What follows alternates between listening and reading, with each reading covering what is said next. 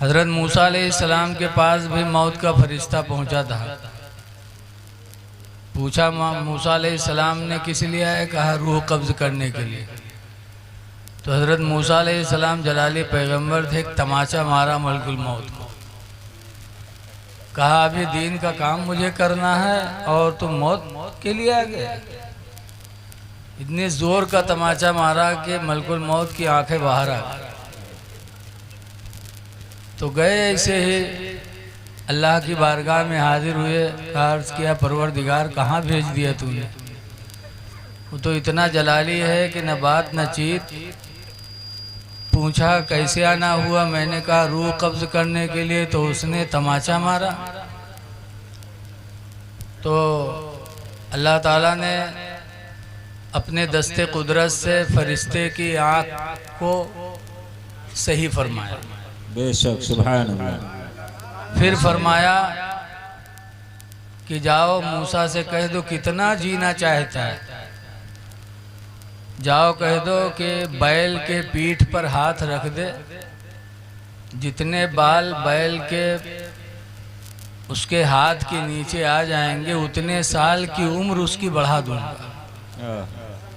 ये शान है नबियों की। बेशक सुभान अल्लाह। हमरे तुमरे यहाँ मलकुल मौत आवत हैं, अब्बा बैठे हैं, टाए टाए बोलत है एकदम से हक से गायब। कहाँ चले गए, को लेके चला गया कुछ पता नहीं। बोलो ये वहाबियों कहा थे उन्हों इंसान हम इंसान। वहाबियों से पूछे न, इनका तो पैखाने में दुखड़ दी है। बोलो बड़ी शान है नबियों की, बहुत शान है। मलकुल मौत आए और कहा है मूसा पैगंबर अगर आप अभी जीना चाहते हैं तो अल्लाह का हुक्म है कि बैल के पीठ पर हाथ रखो, जितने बाल उस आपके हाथों के नीचे आ जाएंगे उतने साल की उम्र बढ़ा दी जाएगी। सुभान अल्लाह माशाअल्लाह सुभान अल्लाह। तो मूसा अलैहिस्सलाम फरमाते उसके बाद क्या हुए? फिर उतने साल जब पूरे हो जाएंगे फिर आऊँगा रूह कब्ज़ करने के लिए।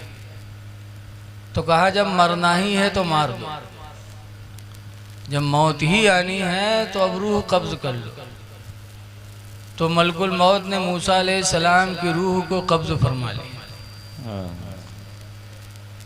पता चला कि मौत का फरिश्ता पहुँचेगा तो सब तक, लेकिन कहीं कहीं हैसियतें बदली हुई।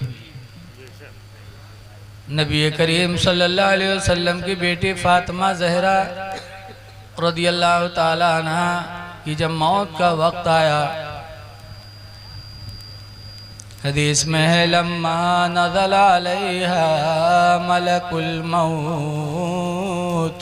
सुभान अल्लाह सुभान अल्लाह। जब मौत का फरिश्ता हज़रत फ़ातिमा के यहाँ नाजिल हुआ, वक़रअल बाब, और दरवाज़ा को आके खटखटाया। माशाअल्लाह। बताओ है कोई दरवाज़ा जहाँ मलकुल मौत दरवाज़ा खटखटे? दरवाज़ा खटखटाया। फ़ातिमा कहते कौन? कहा मैं मौत का फरिश्ता इज़राइल हूँ, रूह निकालने आया हूँ। हज़रत फ़ातिमा ज़हरा फरमाती हैं सुन ले, जिंदगी गुजर गई, मेरा चेहरा किसी अजनबी इंसान ने नहीं देखा। माशाअल्लाह सुभान अल्लाह। मैं नबी की बेटी हूँ। मैंने पर्दे का इतना एहतमाम किया कि जिंदगी में किसी अजनबी ने मेरे चेहरे को नहीं देखा।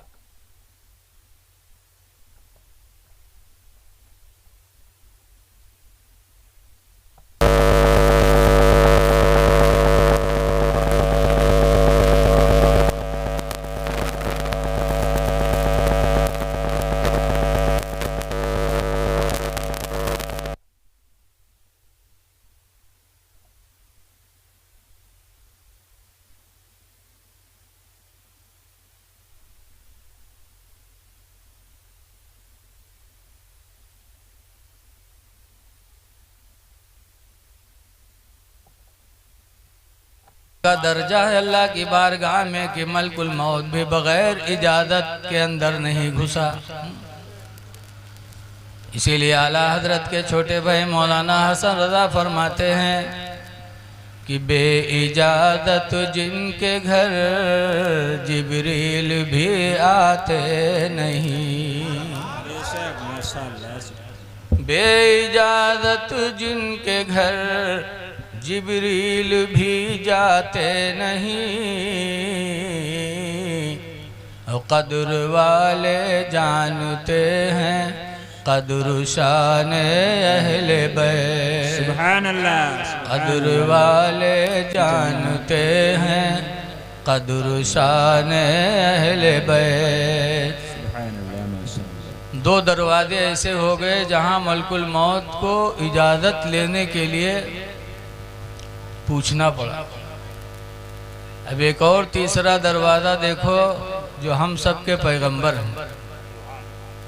रसूल करीम सल्लल्लाहु अलैहि वसल्लम के विसाल का वक्त था, जागनी का आलम था।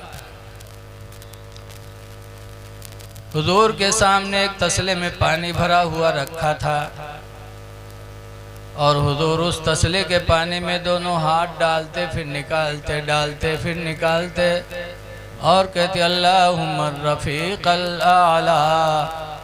माशाअल्लाह, तू बुलंद है, तू ही बेहतरीन साथी। बेशक बेशक। अपने रब को याद किया, अल्लाह तू सबसे बेहतरीन साथी है मेरा। उसके बाद हुजूर दोनों हाथों को डालते रहे, निकालते रहे और फरमाते थे अस्सलातु व मा मलकत ऐमानुकुम। ऐ लोगों, मैं जा रहा हूँ लेकिन दो चीज़ों का ख्याल रखना। अस्सलातो, नमाज का ख्याल रखना, व मा मलकत ऐमानुकुम, और उनका ख्याल रखना जो तुम्हारे मातहत हैं। बेशक, सुभान अल्लाह। उनका ख्याल रखना, उन पर जुल्म न होने पाए। मातहत में बीवी आती है, औलादे भी हैं, मजदूर भी है, नौकर भी है, जानवर भी हैं, ये सब हमारे मातहत हैं। सरकार फरमाते हैं इन पर जुल्म न होने पाए, इनका ख्याल रखना।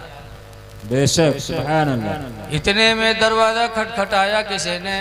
हजरत फातिमा ज़हरा फरमाती है दरवाज़ा खटखटाने वाले वापस जा, आज मेरे अब्बा की तबीयत ख़राब है, वापस जाओ, अब्बू की तबीयत अलील है। तो अल्लाह के रसूल फरमाते गैब जानने वाले नबी, हम तुम घर में बैठे हो, कोई दरवाज़ा खटखटावे तो जान मिली को आए, बोलो भाई। लेकिन गैब जानने वाले मेरे पैगंबर फरमाते हैं फातिमा दरवाज़ा खोल दो, ये रोज़ाने का आने वाला इंसान नहीं है, ये सिर्फ ज़िंदगी में एक मर्तबा आता है, सुभान ये अल्लाह। रोज़ाना आने वाले नहीं हैं। ये मलकुल मौत हैं जो आज रूह निकालने के लिए हाजिर हुए हैं। फातिमा दरवाज़ा खोल दो। मलकुल मौत आया और हुजूर की रूह निकालने लगा तो हुजूर को तकलीफ हुई। हुजूर ने फरमाया रुको, जितनी तकलीफ हमको हो रही है ऐसे ही रूह निकालने में मेरी उम्मत को भी तकलीफ होती है।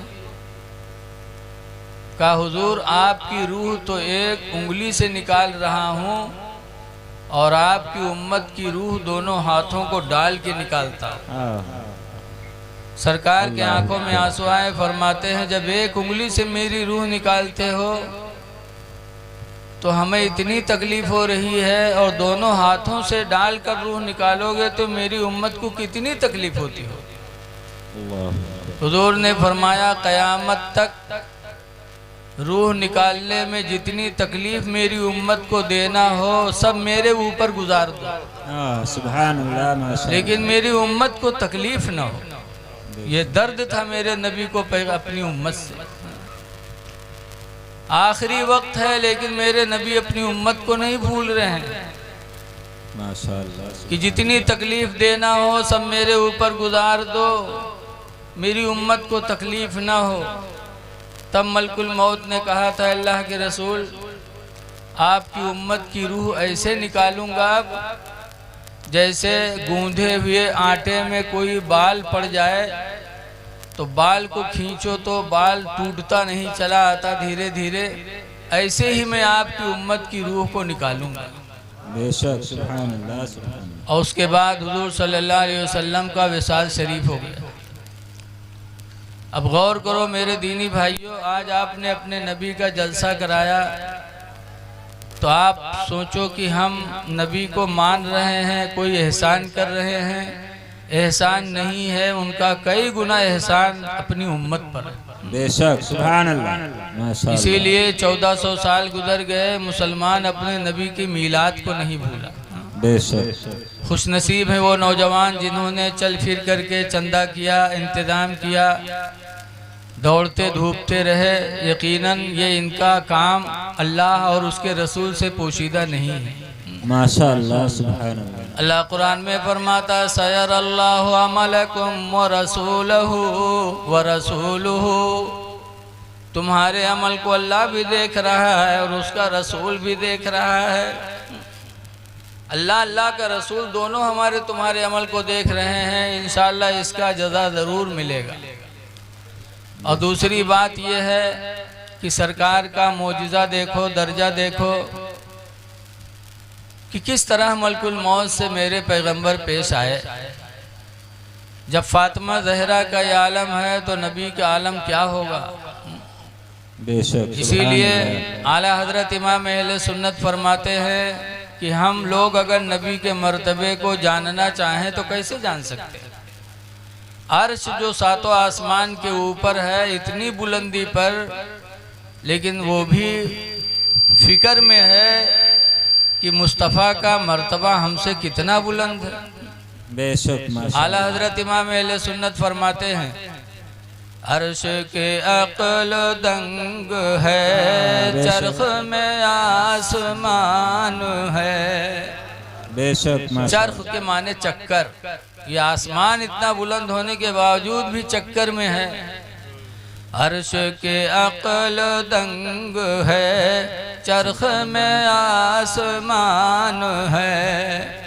अर्श के अक़ल दंग है, चरख में आसमान है। जाने मुराद अब किधर, हाय तेरा मकान है।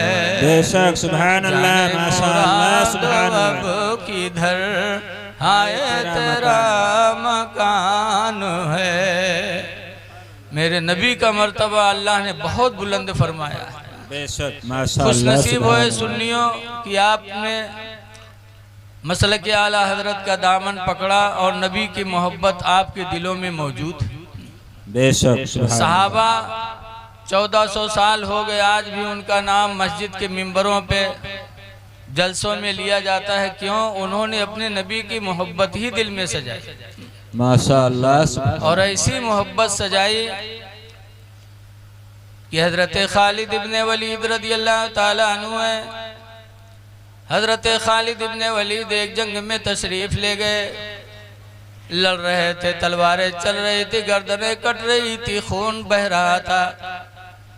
ऐसे आलम में हजरत खालिद इब्ने वलीद की टोपी नीचे गिर गई। तो हजरत खालिद इब्ने वलीद घोड़े से नीचे उतरे और अपनी टोपी उठाए। लोगों ने कहा खालिद ताज्जुब है, गर्दनें कट रही हैं, तलवारें चल रही हैं, ऐसी सूरत में आप मामूली टोपी को उतारने के लिए नीचे उतरे, आप अपनी जान को नहीं सोचे? किसी दरमियान में कोई वार कर दे, तुम्हारी जान चली जाए।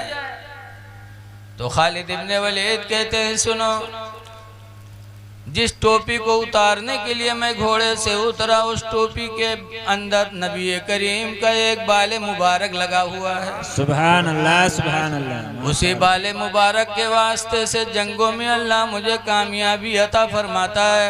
सुभान अल्लाह। तो खालिद की जान चली जाए ये तो खालिद को गवारा हो सकता है, लेकिन पैगंबर के बाले मुबारक पर किसी का पैर पड़ जाए, ये खालिद का ईमान गवारा नहीं कर सकता। ये मोहब्बत थी सहाबा को नबी से, इसीलिए वो कामयाब हुई। माशाअल्लाह। हम और आपको भी अपने नबी से मोहब्बत करनी है और ऐसी मोहब्बत हजरत ज़ैद बिन दसना एक सहाबी हैं, एक जंग में गए, पकड़ लिए गए, अल्लाह की मर्जी कुफ्फार के हाथ में पहुंच गए। कुफ्फार लेकर के गए, कहा ज़ैद बिन दसना अगर जान बचानी है तो एक रास्ता है तुम्हारे पास। कहा क्या?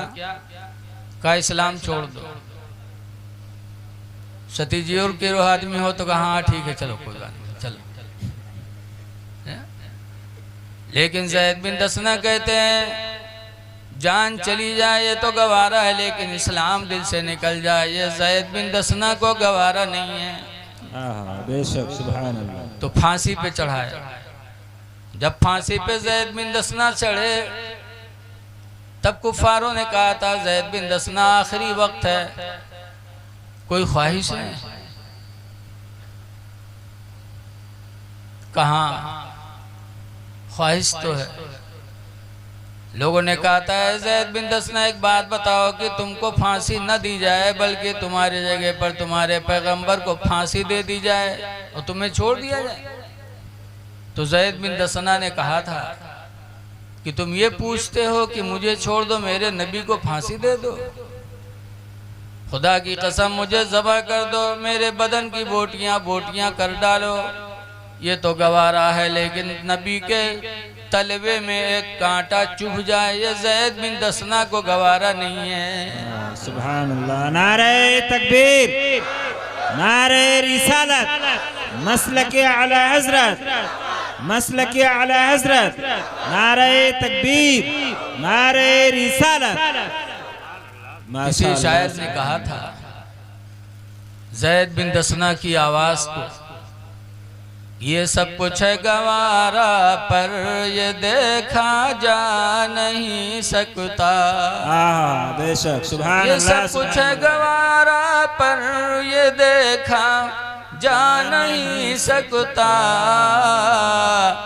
कि उनके पाँव के तलवे में एक कांटा ही चुभ जाए। बेशक माशाअल्लाह अल्हम्दुलिल्लाह। तो ये लोगों नबी की मोहब्बत दिल में सजाए रखो, इंशाअल्लाह दुनिया में भी कामयाब आखिरत में भी कामयाब।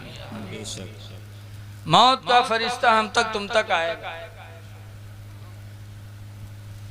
एक बात और सुन लो, नबियों की शान बहुत बुलंद होती है।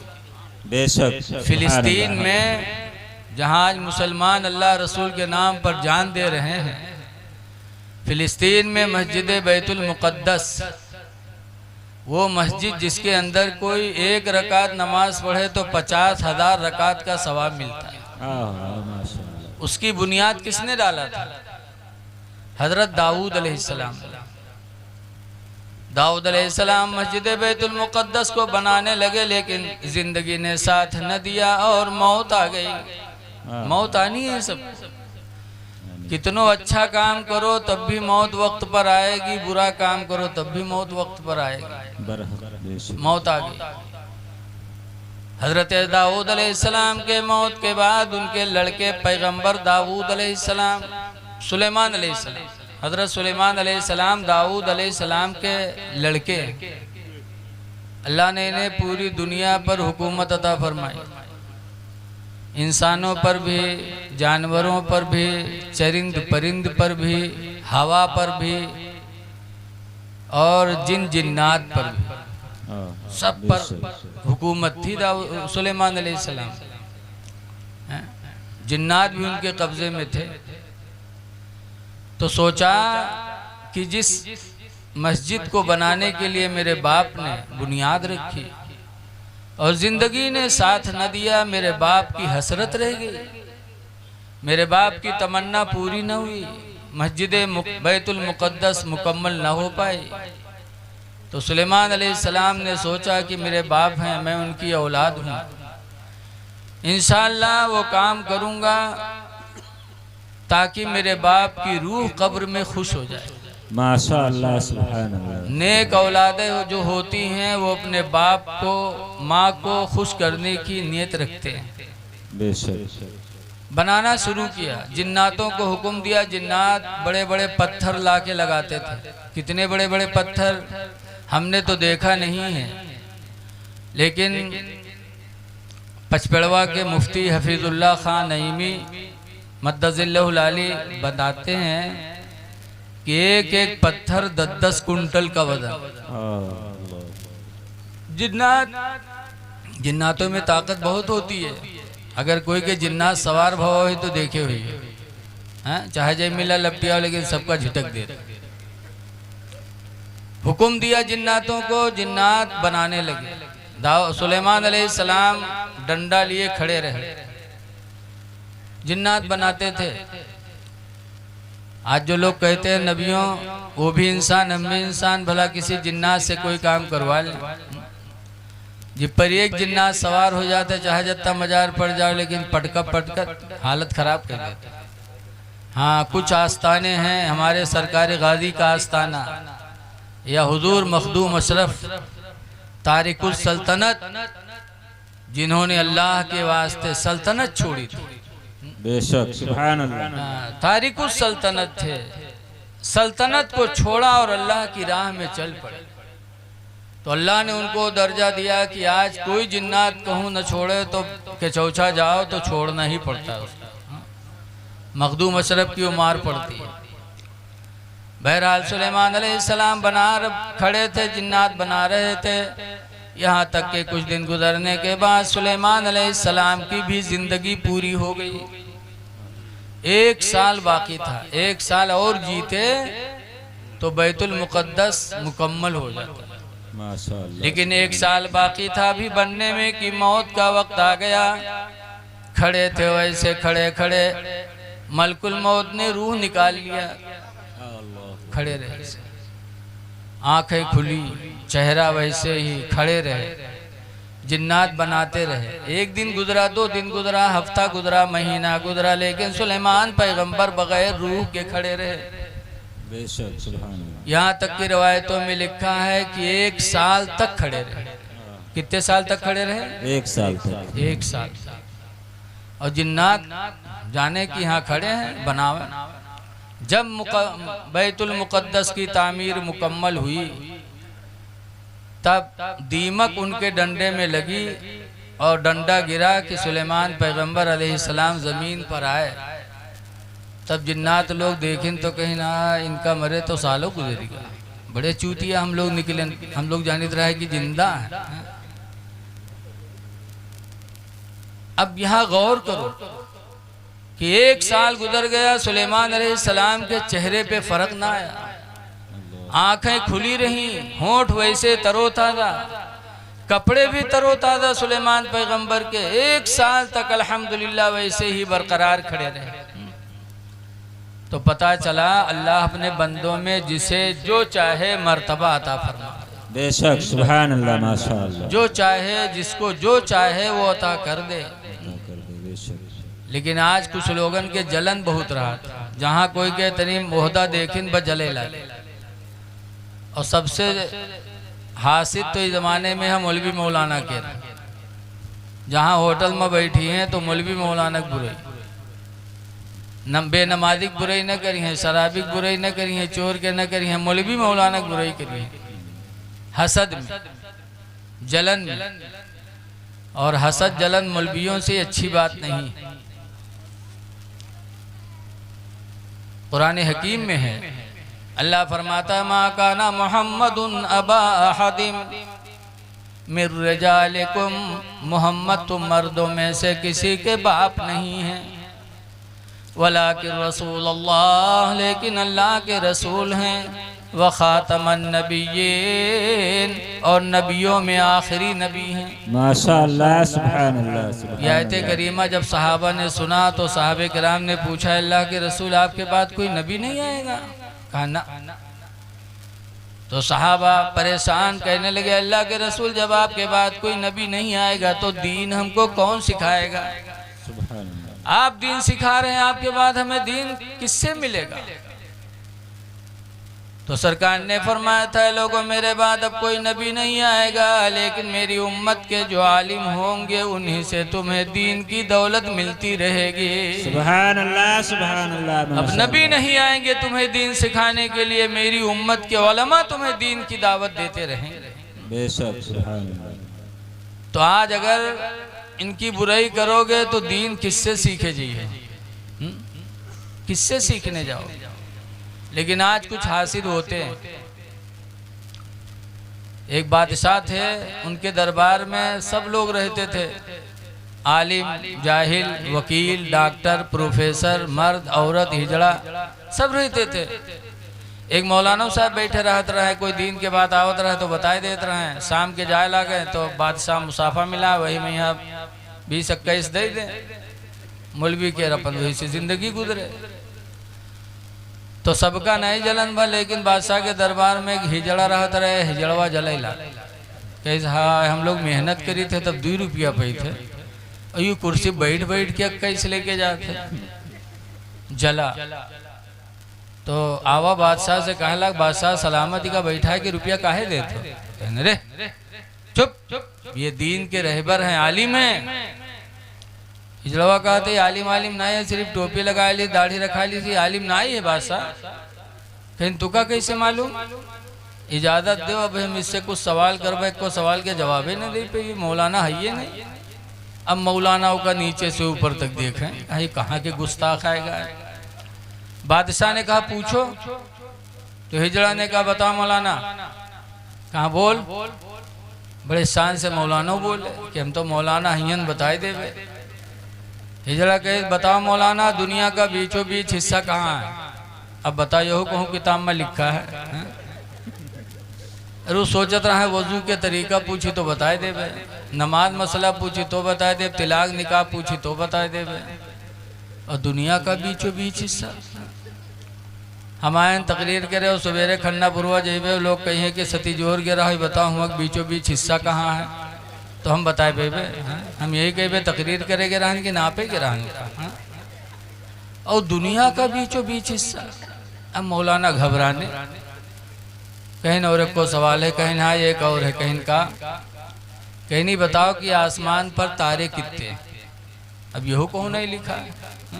अब मौलाना और परेशान, उसका तो भगावे रहा है मौलाना साहब का। पूछी न और कोई सवाल है, कहीं ना एक और है, कहीं का कहीं नहीं बताओ दुनिया में यहाँ मर्द कितने हैं, औरतें कितनी। अब यहो को नहीं लिखा है किताब। मौलाना कहीं ना और कोई सवाल है, कहीं भाई यही 3 है, यही बताए दो बस। मौलाना बेचारे उलझन में आए, बादशाह से कहते बादशाह सलामत, एक दिन का मौका दे दो, परसों इन सवालों का जवाब बताऊंगा। हिजड़वा के देखे हो, ये मौलवी रहा है। अरे मौलाना छोड़ दो, मौलवी नहीं है, एक को सवाल के जवाब बताए पे। बादशाहों के यकीन हुई गो। बादशाह ने डांटा, कहा जी जब तुम मौलाना मौलवी नहीं थे तो बैठ बैठ के नजराना क्यों ले जाते थे। ठीक है जाओ, परसों अगर इन सवालों का जवाब तुमने नहीं दिया तो तुम्हें फांसी पे चढ़ाएंगे। और जमाने के बादशाह बड़े जिद्दी होते थे, जो कह देते थे वो करते थे। मौलाना आए घरे, कोनो किताब हो तो उल्टे बिल्टे किताब, चढ़ा बुखार मौलाना के कि परसों तो फांसी हुई भी करी। कहाँ से देखे, उलट बिलट रहे थे, चढ़ा बुखार। इतने में एक धोबी जो मौलाना साहब के कपड़ा धोत रहा है, वो धोबी हुआ कपड़ा लेके आवा, दरवाज़ा खटखटाई, मौलाना दरवाज़ा खोलिन, धोबी हुआ सलाम की, कपड़ा दी, तके कहे मामला का है हजरत, आज बहुत परेशान हूँ। कहीं कोई बात नहीं, कहने कोई बात तो ज़रूर है। कहाँ बादशाह के दरबार में एक हिजड़ा है, उसने कुछ सवाल किया था, उसी सवाल के जवाब में उलझा हूँ। तो दुबीवा कहते का सवाल किया। मौलाना कहते जाओ यार अपन काम करो, हमका परेशान न करो। कहने बताइए तो उसने क्या पूछा है। तो मौलाना ने कहा पहला सवाल किया है कि ज़मीन का बीचों बीच हिस्सा कहाँ है। दूसरा सवाल किया है कि दुनिया आसमान पर तारे कितने हैं। और तीसरा सवाल किया है दुनिया में मर्द कितने हैं, औरतें कितनी हैं। कहा बस, कहा आपने क्या बताया। कहा मैंने कहा है परसों बताऊंगा, और बादशाह ने कहा नहीं बताओगे तो तुम्हें फांसी देंगे। धोबी ने कहा जाओ आराम करो, अत्ते खातिर उलझे हो, जाओ आराम करो। परसों जब वहाँ जाना और आपसे पूछा जाएगा तो आप कहने छोटे छोटे सवाल हैं, ये मेरे शान के खिलाफ हैं, ऐसे छोटे छोटे सवालों का जवाब तो मेरा धोबी बताएगा और मैं आके बता दूंगा। मौलाना कहीं ना रे जिंदगी भर हम पढ़े पढ़ाए हमका नहीं पता है, तू जिंदगी भर कपड़ा धोए तू कैसे जाना थे रे? कहीं हम जानी थे तो कहीं का बताओ, कहीं हिया ना बतेबे हुआ ही बतेबे। मौलाना कहीं सही बोल, ऐसे है तो परसों तक हम सोचबे, अगर जान पे तो हुआ जेबे नहीं भागब कहूँ अपन जान बचेबे, और तोरे कहे ऐसे चले जाए तो ना फोकट में हमारा काम तमाम हो जाए। दुबेवा कहे घबराओ ना, मैं बेवफा नहीं हूँ, मैं बावफा हूँ। खैर तसल्ली दिया। तीसरा दिन हुआ, मौलाना गए हुआ और जैसे पहुँचे हिजड़वा ठाड़ रहा है, आएगा गम से। हाँ, जानत रहा है कि आज मलबिक फांसी हुई। हिजड़वा आया, कहाँ बताओ मौलाना? मौलाना साहब ने कहा बैठ, ये छोटे छोटे सवाल हैं, इन सवालों का जवाब मेरा धोबी बताएगा। दिल में तो घबराहट रहा है, लेकिन अब करें क्या? बहरहाल हिजड़ा चुप हो गया। अब धोबी का इंतजार होने लगा। इतने में धोबी गधा पर बैठा और सोंटा लिए और पहुंच गया दरवाजे पर। इजाज़त मांगी, इजाज़त मिली अंदर आने की, तो धोबी गधा से उतरा नहीं, गधा समेत अंदर घुसेला। तो लोगों ने डांटा, कहा बदतमीज, यहाँ बादशाह का दरबार है, अच्छे लोग आ नहीं पाते, तू गधा लेके आ रहा है? कहा नहीं, मैं गधा लेके आऊंगा। गधे के सवाल का जवाब ये गधा ही बताएगा, कोई दूसरा नहीं बता सकता।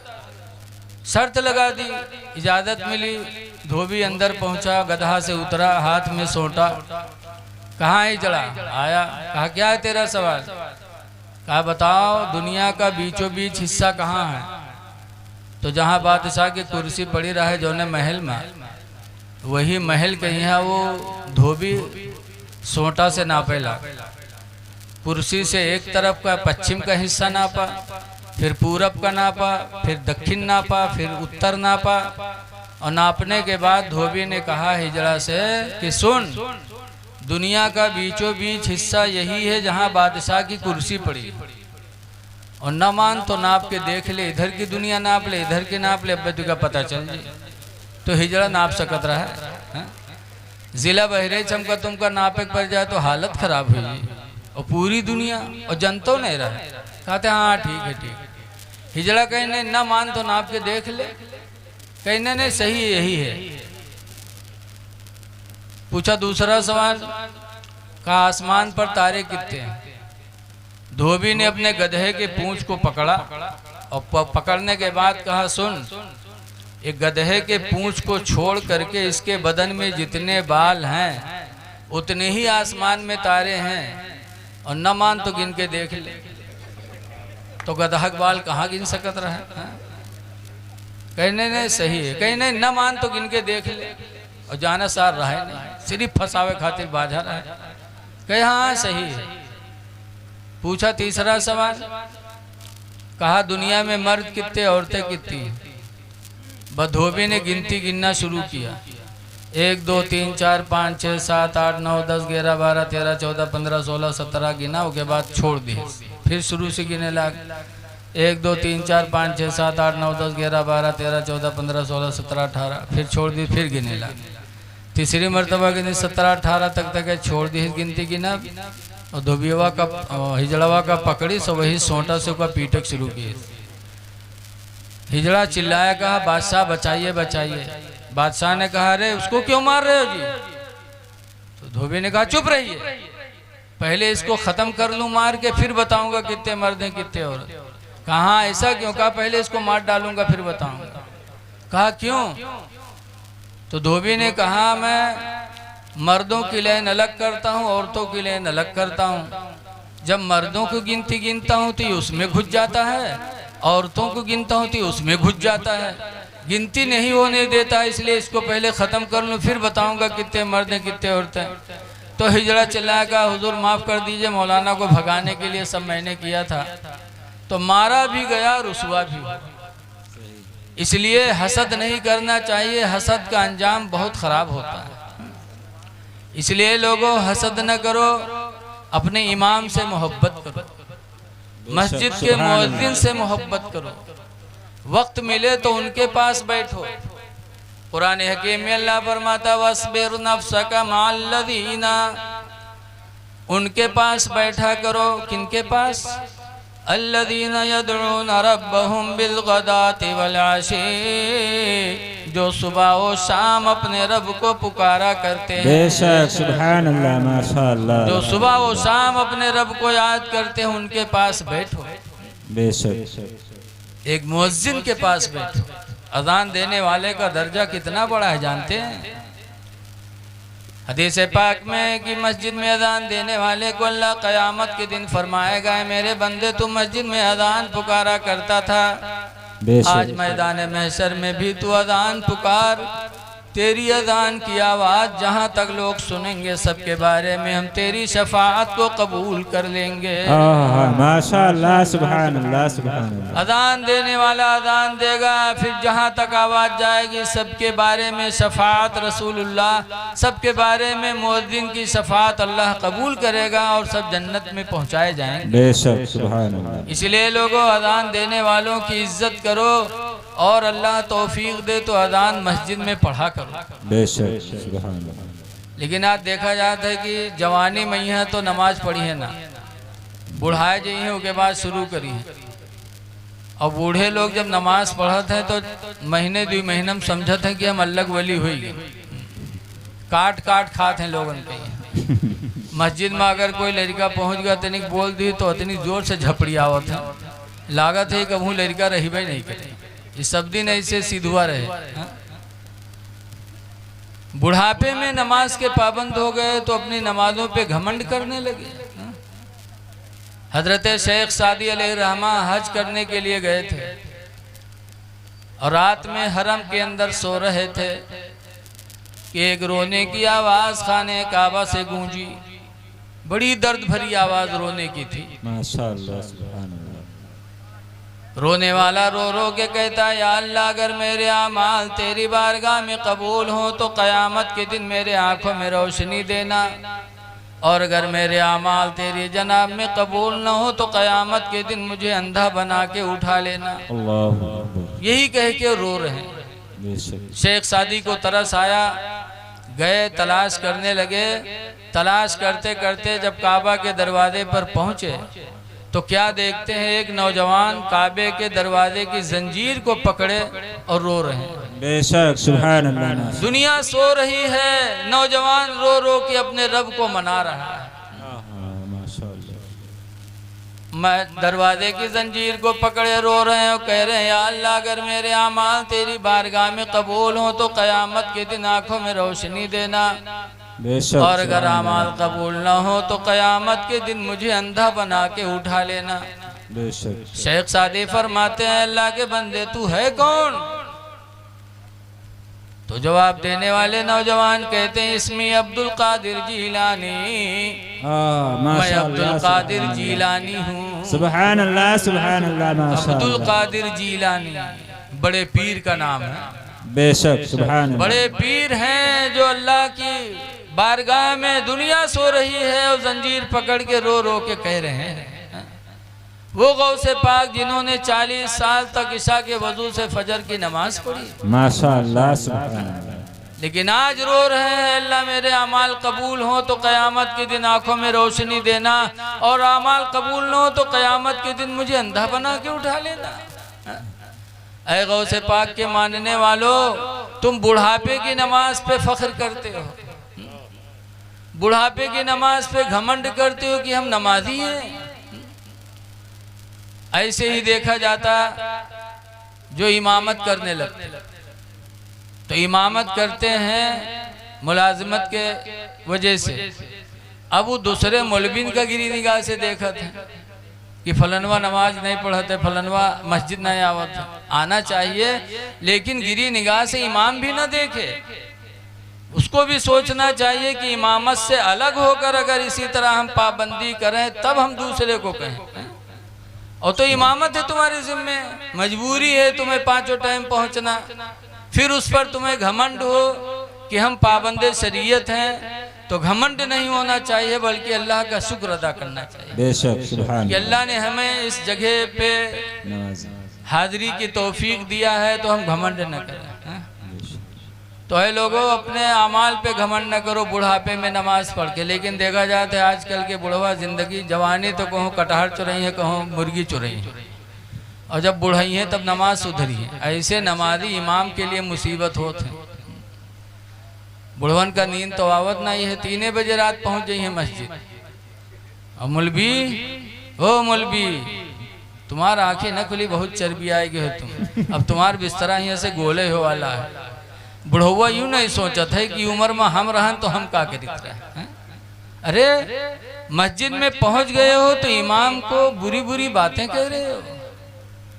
अरे पहुंच गए हो तो खुदा का शुक्र अदा करो कि अल्लाह ने अपने घर में सबसे पहले मुझे हाजिरी की तौफीक अता फरमाई। अल्हम्दुलिल्लाह, माशाअल्लाह। वजू बनाओ और तहियतुल मस्जिद पढ़ो, 2 रकात नमाज तहियतुल मस्जिद की नीयत बांधो और नमाज पढ़ के दुआ मांगो कि अल्लाह तेरा शुक्र है कि अपने घर में तूने मुझे पहले हाजिरी की तौफीक अता फरमाई। माशाअल्लाह, सुभान अल्लाह। और अजान का वक्त हो तो वजू बना के अजान पुकार दो। हदीस पाक में मन अज़्ज़ना, जिसने अजान पढ़ी फ़कुतिबा लहू बराअतुम मिनन नार, तो उसके लिए जहन्नम से निजात का परवाना लिख दिया जाता है। बेशक, सुभान अल्लाह, सुभान अल्लाह।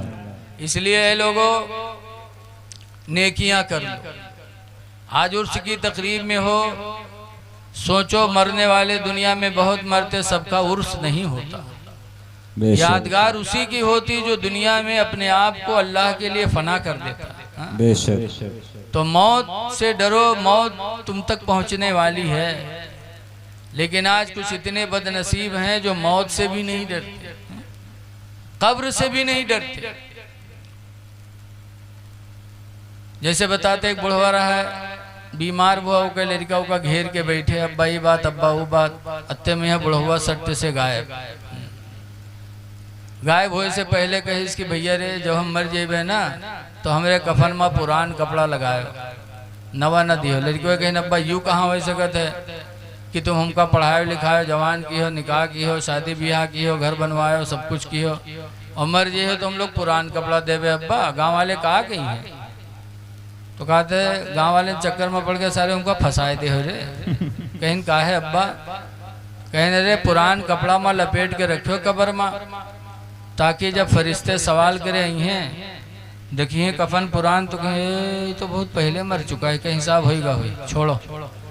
तो छोड़ छाड़ चले जाइए और नवा कफन में लपेट के रखियो, जुड़ते जुड़ जाइए कि नहीं जुटी है रे। बताओ, ऐसे ऐसे दलाल बुढ़वा पर हैं कि जिंदगी भर तो दलाली करवे कि नहीं, मरे के बाद कब्रों में सोचते हैं दलाली कर। लेकिन नए लोगों, अल्लाह की पकड़ बहुत सख्त है, बहुत सख्त है अल्लाह की पकड़। कुरान हकीम में अल्लाह फरमाता है, इन्ना बतशा रब्बिका लशदीद, बेशक तुम्हारे रब की पकड़ बहुत सख्त है, बहुत सख्त। इसीलिए कब्र पे जाने के बाद हजरत उस्मान गनी रदी अल्लाह ताला अन्हु रोते थे। जब मदीने के कब्रस्तान पे जाते तो रोते, इतना रोते हदीस में तल्ला लिहयतुहु कि हजरत उस्मान गनी की दाढ़ी भीग जाती, इतने आंसू गिरते। और उस्मान गनी का दर्जा कितना बड़ा। पूछा गया कि तस्कुरुल जन्ना वाला तब की, ऐ उस्मान जन्नत का बयान करते हो रोते नहीं हो, व तस्कुरुन नारा वाला तब के, और जहन्नम का तस्करा करते हो रोते नहीं हो, और कब्र पे आते हो तो रोते हो। तो उस्मान गनी ने कहा था क्यों न रो, मेरे नबी ने फरमाया है अल कब्र अव्वल मंजिलुम मिन मनाजिलिल आखिरा, ये कब्र आखिरत की मंजिलों में सबसे पहली मंजिल है। अल्लाहु अकबर, बेशक आखिरत की मंजिलों में सबसे पहली मंजिल है। इस मंजिल में इंसान कामयाब हो गया तो आखिरत की हर मंजिलें उसके लिए कामयाब हो जाएंगी। तो डरता हूँ खुदा जाने इस मंजिल से कामयाबी मिले कि न मिले। वो उस्मान गनी जिनके बारे में सरकार से उन्होंने कितनी मोहब्बत की। एक रवायत में है कि एक दफ़ा हजरत उस्मान गनी ने हुजूर की दावत ली और फिर बुलाने गए, तो जब हुजूर चले तो उस्मान गनी पीछे पीछे, और गिनती गिनने लगे, 1 2 3 4 5। हजरत उस्मान गनी जब गिनती गिनना शुरू किए तो सरकार ने मुड़ के पूछा, उस्मान क्या कर रहे हैं? कहा हुजूर आपके कदमों की गिनती कर रहा हूँ। कहा क्यों? कहा मेरा इरादा है कि जितने कदम आप चलकर मेरे घर दावत खाने जाएंगे, हर कदम के बदले में एक गुलाम अल्लाह की राह में आज़ाद करूँगा। बेशक सुभान अल्लाह। गुलाम जानते हैं आप? अब तो नहीं है। उस दौर में इंसान गुलामी में रहते थे, जिंदगी भर रहते थे। जैसे आज जानवर बेचा जाता है, अपन घोड़ा बेचो तो दूसरा मालिक, वो बेची तो तीसरा मालिक, ऐसे ही बेचारे इंसान कुछ होते थे जो गुलामी में आ जाते गुर्बत की वजह से। तो इंसान जिंदगी भर उनसे खिदमत लेता। तो ऐसे को अगर कोई आज़ाद कर दे तो कितना सवाब मिलेगा बताओ? गुलाम आज़ाद करना बहुत सवाब है। इसीलिए कसम के कफ़ारे में भी गुलाम आज़ाद करना, रोज़ा टूट जाए तो उसके कफ़ारे में भी गुलाम को आज़ाद करना। गुलाम आज़ाद करना बहुत बड़ी नेकी थी अरब में। जितने कदम आप मेरे घर जाएंगे, हर कदम के बदले में हम गुलाम आज़ाद करेंगे। किया। उस दावत में हजरत अली शेर खुदा भी थे। जब दावत खा के घर आए तो चेहरा गमगीन। हजरत फातिमा ज़हरा ने देखा तो तड़प गई। कहा अल्लाह के शेर, आज आपके चेहरे पे उदासी क्यों है? जो अच्छी बीवियां होती हैं वो अपने शौहर को गमगीन देखना गवारा नहीं करती। बोलो, जो बीवियां अच्छी होती हैं उन्हें अपने शौहर के चेहरे से लगाव होता है कि मेरे शौहर का चेहरा कहीं धूमल ना हो जाए, गमगीन ना हो जाए। आवाज की बीवियां, अल्लाह रहम करे, अल्लाह रहम करे। दिन भर घरे रही हैं, सुबह हुई तो कही है कि जाओ आज हमारे पेट पिरात है, जाओ बनाओ खा लो, बासी वासी खा लो, चले जाओ। बेचारा बासी खा के चला गया खेत का। बाद में अपना उठी है तब ताज़ा खाना बनाई है, खाई है तो के मोहल्ला में घूम घूम पंचायत करी, हंसी है, खेली है। और जब चली है कि हमारे आदमी के आवे के टाइम होएगा है, बस मुँह कुप्पा तना फुला घर में बैठ गए। वो बेचारा निराह तरसा जब शाम की आई तो अब्बा अम्मा का न ढूंढी कि एक नज़र देख ली। माँ बाप को नहीं देखते। हदीस पाक में अन्नज़रतु इला वजहिल वालिदैन इबादा, माँ बाप के चेहरे को देखना इबादत है। देखने में क्या बिगड़ जाता, देखने में इबादत। कितनी बड़ी इबादत, बाद रवायतों में बताया गया 1 साल की इबादत का सवाब पाता है जब माँ बाप का चेहरा कोई मोहब्बत से देखता।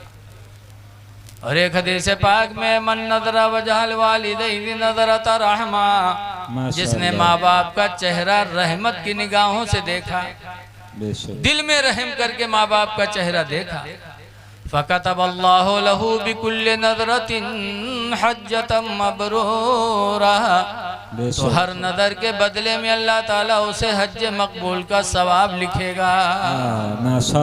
हज नहीं, हज मकबूल। आज हाजी हज करके आते हैं, कोई हाजी दावा नहीं कर सकता कि मेरा हज अल्लाह ने कबूल कर लिया।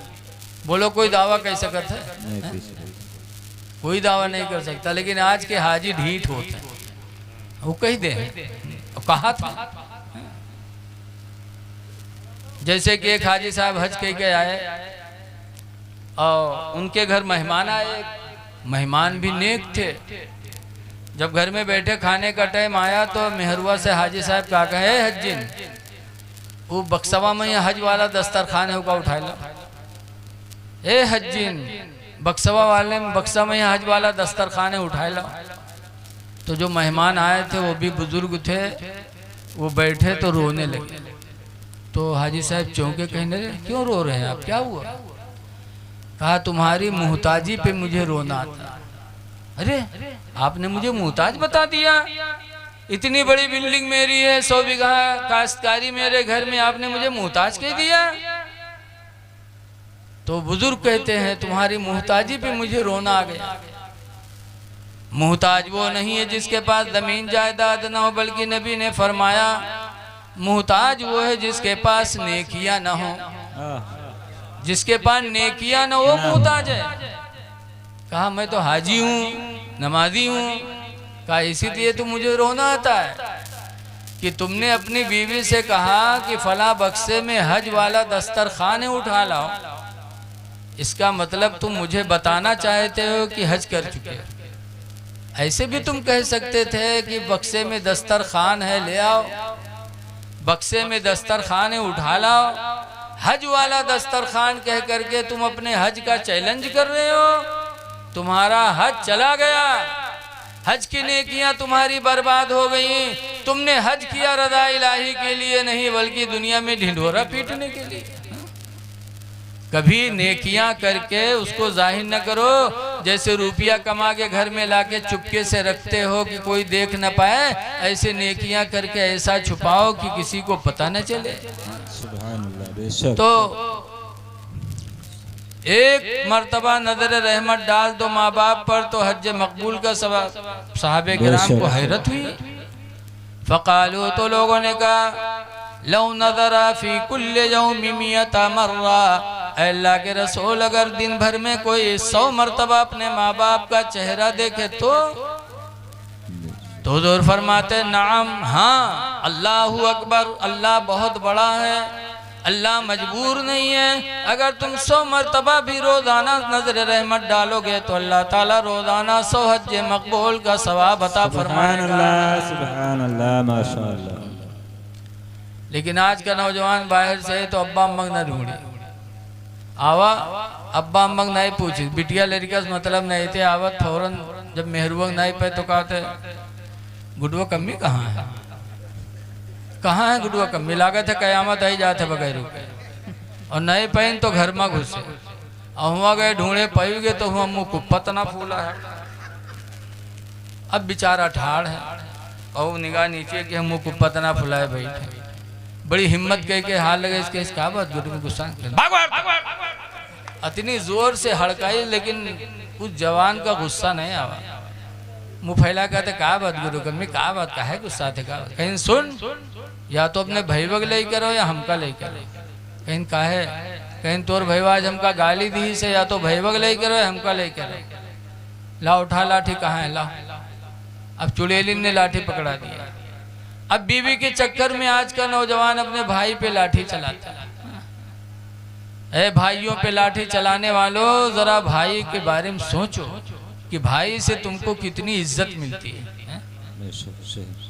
हजरत मूसा अलैहिस्सलाम फिरौन के ज़माने में पैदा हुए और फिरौन ने खुदाई का दावा कर दिया, बादशाह था।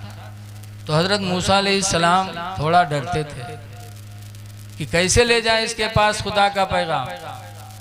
तो अल्लाह ताला ने मूसा अलैहिस्सलाम का डर ख़त्म करने के लिए मूसा अलैहिस्सलाम का एक भाई पैदा फरमाया, हारून अलैहिस्सलाम को। माशाअल्लाह, सुभान अल्लाह। जब हारून अलैहिस्सलाम बड़े हो गए तब अल्लाह ताला ने फरमाया मूसा आप डरो नहीं, सना शुद्ध दूध का भी अखी का, हमने तुम्हारे बाजू को तुम्हारा भाई पैदा करके मजबूती बना दिया। सुभान अल्लाह, सुभान अल्लाह, माशाअल्लाह। सना शुद्ध दूध का भी अखी का, ऐ मूसा हमने तुम्हें ताकत दे दी तुम्हारे भाई को पैदा करके, अब दोनों जाओ मेरी वहदानियत का पैगाम पहुंचाओ। सुभान अल्लाह, सुभान। पता चला भाई को भाई से इज्जत मिलती है, बेशक भाई को भाई से ताकत मिलती है। आज गांव में अगर कोई 7-8 भाई हैं तो लोग उनसे झगड़ा नहीं करते कि करत हैं, कहते न जाए नहीं के 8 लाठी हैं। ऐसे रंजितवा है एक गांव रुपैडीहा बॉर्डर के पास, वहाँ एक कबड़िया बिरादरी के मुल्ला जी हैं, उनके 18 लड़का, प्रधान वही हैं। 18 लड़का जी के हुए प्रधानी जीत पे कोई से प्रधान भी हैं। और गाँव वाले कहते मुल्लवकदारे न जाए रहे नहीं, 18 लाठी यहीं के लंग से सिक्का बनाओ।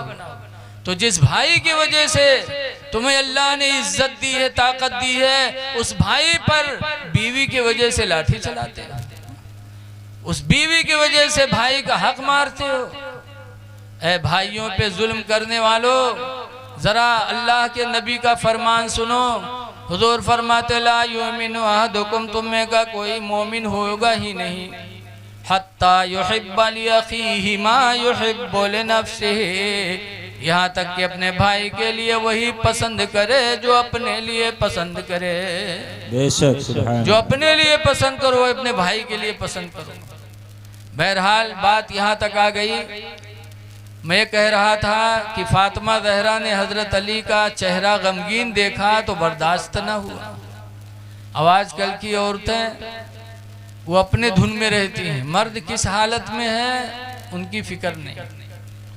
अभी सराय कादी है कैसरगंज के पास गया था तकरीर करने के लिए, जैसे बैठे वैसे कासिम खां है अदबुड़ रहे है कहीं मौलाना खुदक वास्ते मेहरबान समझा जो ने फांसी लगाए ले। तो हम कहें का बात हो, कहने रे दिन भर गन्ना काटो, शाम के थके में आ दिया तो उल्टे चाल लटी सुनावत।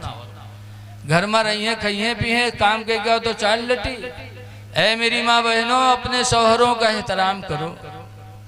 हदीस पाक में पूछा गया युल मरत खैरुन, अल्लाह के रसूल कौन औरत सबसे बेहतर है? तो सरकार ने फरमाया इज़ा नज़रा इलैहा फसरत हो, सबसे अच्छी औरत वो है कि जब मर्द उसको देखे तो वो औरत अपने मर्द को खुश कर दे। बेशक सुभान अल्लाह। जैसे देखे मर्द तो इस तरह बीवी पेश आए कि मर्द खुश हो जाए, तो वो औरत सबसे अच्छी औरत।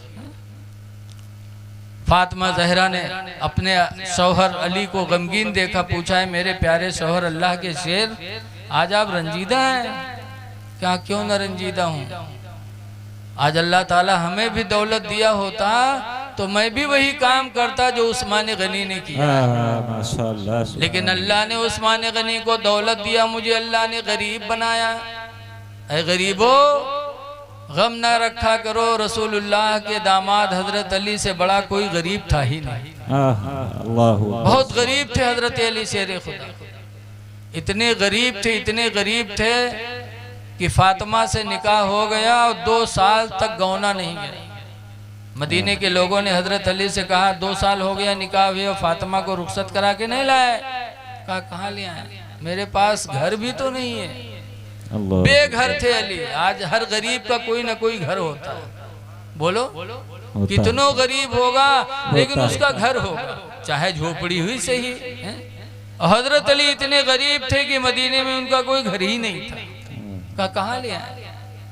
तब मदीने के एक अंसारी हजरत साद रदी अल्लाह ताला अन्हु आगे आए। मदीने के अंसारियों को अल्लाह दोनों जहान में इज्जत अता फरमाए, आमीन। बड़ी मदद की है मदीने के अंसारियों ने मुसलमानों की, इस्लाम की। वो सहाबी आगे आए, कहा अली मेरे 2 मकान बने हैं, दोनों मकान को चलो देख लो। ये नहीं कहा कि 2 मकान है होगा तुम ले लो खरब का, नहीं कहा मेरे 2 मकान है मदीने मुनव्वरा में, चलो देख लो, दोनों में से जो तुम पसंद कर लो वो मैं तुम्हें नजराना देता हूँ। बेशक सुभान अल्लाह। हजरत अली को उस अंसारी ने अपना मकान नजर पेश कर दिया। जब हजरत अली साहिब मकान हो गए तब फातिमा ज़हरा की रुखसती हुई और अली के घर तशरीफ लाई। ऐसी गुर्बत तो कहते हैं क्यों न रंजीदा हूँ, अल्लाह ने मुझे गरीबी दी, उस्मान गनी को दौलत दी। आज अल्लाह मुझे भी दौलत दिया होता तो मैं भी वही काम करता जो उस्मान गनी ने किया है। हजरत फातिमा कहती है कौन सा काम किया? कहा नबी करीम की दावत ली, उस दावत में हुजूर जितने कदम चल के उस्मान गनी के घर गए, हर कदम के बदले में उस्मान गनी ने गुलाम आज़ाद किया है। बेशक बेशक। अल्लाह मुझे भी दौलत दिया होता तो आज मैं भी अपने नबी की वैसे ही दावत करता जैसे उस्मान ने किया।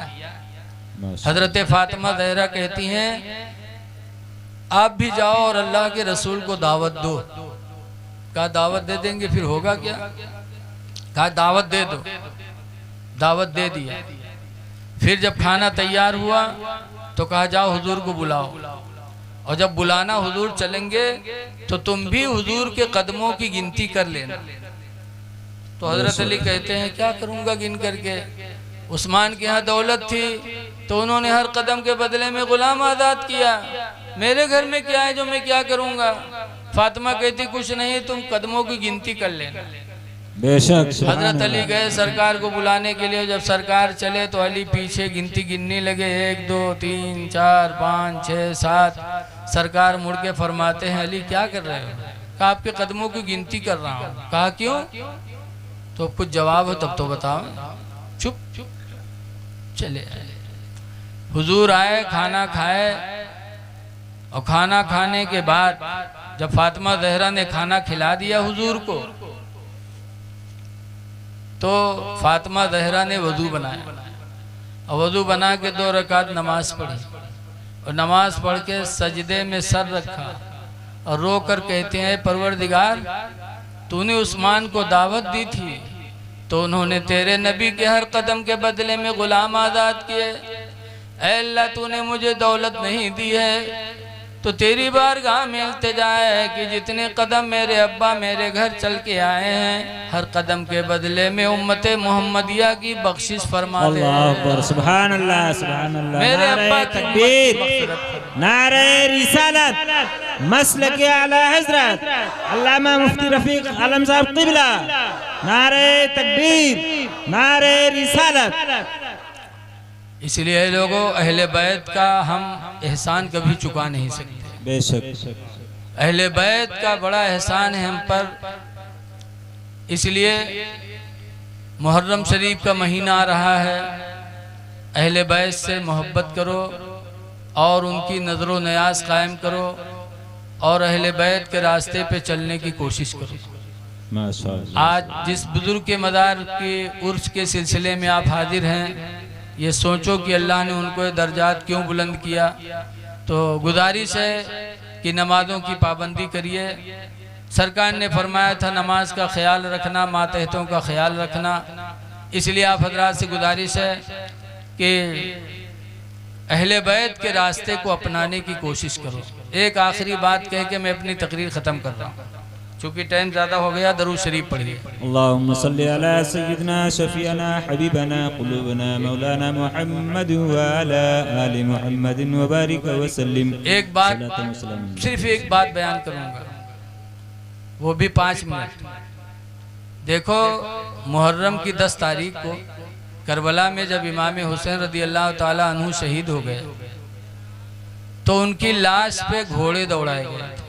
शहादत पर भी इक्तिफा नहीं किया जालिमों ने, लाश पे घोड़ा दौड़ाया, हड्डियां तोड़ी, जिस्म की बेहुरमती की। और घोड़ा दौड़ाने वाला कौन था? बस भागो नहीं मेरे भाई, वह 5 मिनट सलाम पढ़ लो, दुआ मांग लो, तब जाओ। 5 मिनट आपके बनने की बात मैं बता रहा हूँ। बेशक, सुभान अल्लाह। घोड़े दौड़ाए, कौन दौड़ाया था? मालिक बिन सिनान। बड़ा बदनसीब था इंसान। मालिक बिन सिनान ने घोड़ा दौड़ाया, और इमाम हुसैन के लड़के, नौजवान लड़के, इमाम ज़ैनुल आबिदीन जो बीमार थे, वो खीमे में बैठे देख रहे हैं कि मेरे बाप को शहीद कर डाला, और फिर मेरे बाप के लाश पे घोड़ा भी दौड़ाया। लेकिन क्या कर सकते थे? क्या दिल पे गुजरी होगी इमाम ज़ैनुल आबिदीन के? लेकिन अहले बैत का दिल अल्लाह ने कितना सब्र वाला बनाया था। जब मदीने पाक वापस आए करबला से और मक्का गए, खाने काबा का तवाफ कर रहे थे इमाम ज़ैनुल आबिदीन, तो उन्हीं तवाफ करने वालों में वो भी मिल गया। कौन? जिसने घोड़ा दौड़ाया था लाश पे, मालिक बिन सिनान मिला इमाम ज़ैनुल आबिदीन को। चाहती तो लोगों से पिटवाई दी थी, लेकिन ना, खामोश निगाहों से देख लिया। मालिक बिन सिनान आया, ज़ैनुल आबिदीन से सलाम किया, उन्होंने जवाब दिया। फिर कहता है कि ज़ैनुल आबिदीन मुझे भूख लगी है, क्या खाना खिला सकते हो? कहाँ? लेके गए इमाम ज़ैनुल आबिदीन अपने खीमे में और मालिक बिन सिनान को खाना खिलाया। फिर उसने कहा मैं आराम करना चाहता हूँ, बिस्तर दे दिया, आराम किया। शाम हुई, फिर खाना दिया, फिर रात में रुका। इसी तरीके से 3 दिन तक वो मालिक बिन सिनान ज़ैनुल आबिदीन की खीमे में टिका रहा, बराबर वो खिदमत करते रहे। 3 दिन के बाद वो कहता है ज़ैनुल आबिदीन अब मैं घर जाना चाहता हूँ। तो जब घर जाने लगा तो इमाम ज़ैनुल आबिदीन पूछते हैं कोई सवारी है कि पैदल जाओगे? कहा नहीं सवारी नहीं है, पैदल जाऊंगा। तो इमाम ज़ैनुल आबिदीन का दिल देखो, कहते हैं सुनो तुम मेरे मेहमान हो और मेरे नाना रसूलुल्लाह मेहमानों की बड़ी इज्जत करते थे। तुम मेहमान हो, पैदल न जाओ, मैं अपना घोड़ा तुमको नजराना देता हूँ। सुभान अल्लाह। इमाम ज़ैनुल आबिदीन ने अपना घोड़ा खोल के दे दिया, कहा इस पे बैठ के जाओ, मेहमान हो, पैदल न जाओ। सुभान। और जब जाने लगा तो इमाम ज़ैनुल आबिदीन ने फिर रोका, कहा थोड़ा रुका। ज़ैनुल आबिदीन खीमे में गए और एक थैला दिरहम और दीनार से भर के लाए। सोना चांदी का रुपया उस थैले में था, ला करके दिया। कहा लो, मेरे नाना रसूलुल्लाह सल्लल्लाहु अलैहि वसल्लम जब मेहमानों को रुखसत करते थे तो तोहफा भी देते थे। बेशक ये मेरे नाना जान की सुन्नत है, तोहफा देना, ये तोहफा भी ले लो। तब उसके दिल पर असर पड़ा। तब वो कहता है कि ज़ैनुल आबिदीन तुम मुझे पहचान नहीं पाए। हाँ, तुम्हें नहीं पहचान पाए, तुम्हें भूल जाऊंगा?